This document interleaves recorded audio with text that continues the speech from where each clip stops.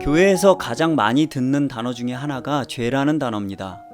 성경은 사람이 죄인임을 말하고 죄인이 된 경위부터 그에 대한 하나님의 처방을 보여줍니다. 즉 사람이 해결하지 못하는 문제의 근원은 죄에 있는 것을 말해요.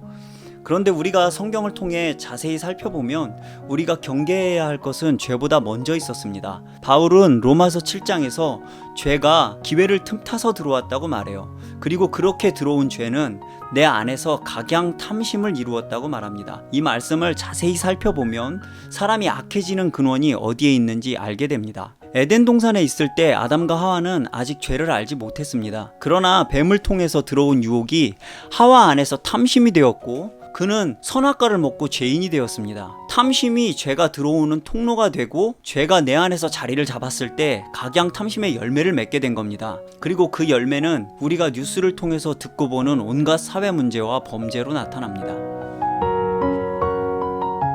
예수를 판 가룟 유다의 범죄도 결국 돈을 사랑함에 있었습니다. 요한은 유다에 대해서 자세히 기록해 놨어요. 그는 헌금을 훔치는 도둑이었고 탐심으로 인한 자신의 계산대로 예수를 팔아버렸습니다. 결국 예수를 십자가에 넘겨준 것은 어떤 다른 이유도 아니고 단지 은화 30개에 대한 탐심이었어요. 이것은 우리에게 중요한 사실을 알려줍니다. 사람이 죄인 되게 하는 제일 원인은 사람의 탐심과 욕심, 탐욕입니다. 지금 이 세상에는 물질의 풍요를 누리고 있습니다. 지구에서 생산되는 식량은 70억 인구 모두가 충분히 나눠 먹기에 부족하지 않아요. 그러나 한쪽에서는 사람이 굶어 죽고 한쪽에서는 식량을 버리고 있습니다. 어떻게 풍요를 누리면 누릴수록 이런 일이 일어날 수 있을까요? 어떤 이는 이것을 자본주의나 사회체제의 문제로 보고 목소리를 높이지만 그렇지 않습니다. 사회체제나 제도가 문제가 아니라 부끄러운 말이지만 그 제도를 움직이는 사람이 문제인 겁니다. 그리고 그 사람의 모든 문제는 그 속에 숨겨진 탐욕에서 비롯됩니다.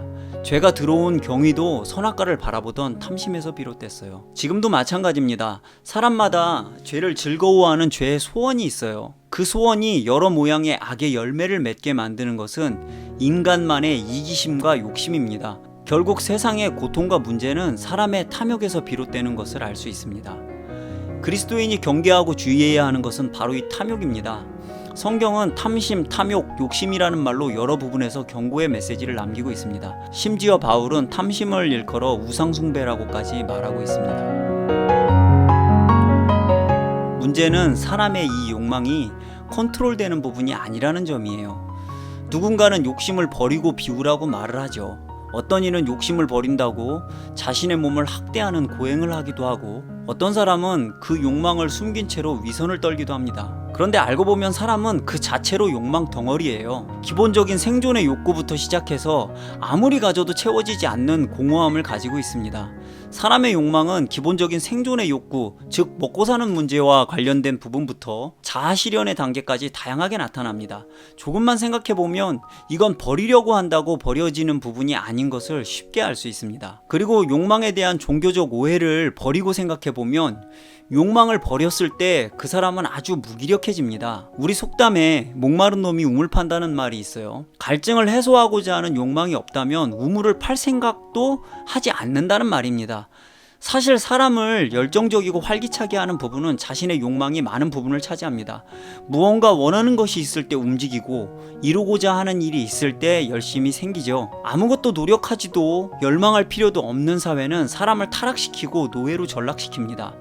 근현대의 역사에 인디안 보호구역이나 공산주의의 폐해를 조금만 살펴봐도 이건 쉽게 알 수 있습니다.